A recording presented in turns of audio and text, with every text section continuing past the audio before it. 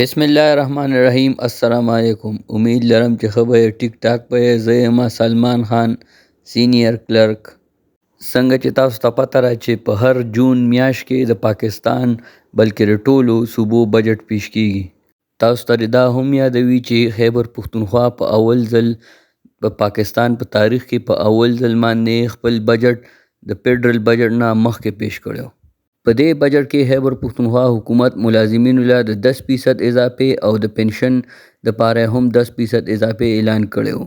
तारीख में पहली मरतबा वफाक से पहले सूबाई बजट पेश। माली साल 2024-25 के लिए खैबर पख्तूनख्वा का 1754 अरब रुपए हजम का बजट पेश कर दिया गया। सरकारी मुलाजमीन की तनख्वाहों और पेंशन में 10% इजाफा। मजदूर की कम अज़ कम तनख्वाह 32,000 से बढ़ाकर 36,000 रुपये मुकर्रर।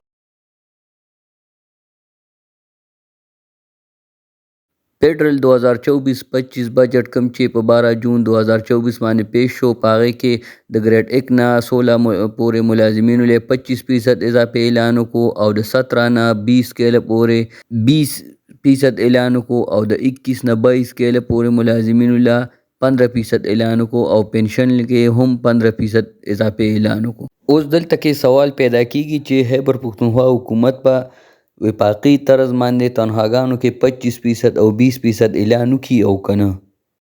د دې ټول تفصیل زه تاسو سره شیر کوم. که چېرې تاسو چینل نه سبسکرایب کړی نو پلیز چینل دې سبسکرایب کړئ او بیل آیکن در سره پریس کړئ ځکه چې نیغ په نیغه درته نوي ویډیو درځي.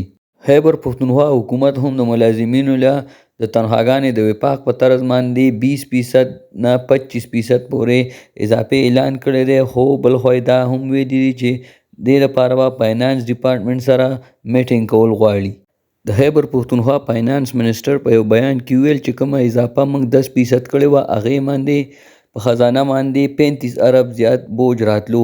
اوس چې کوم اضافه وفاق وکړه او په هغه طرز باندې موږ کوو نو دې سره به 76 ارب روپۍ زیات بوج په خزانه باندې پریوځي.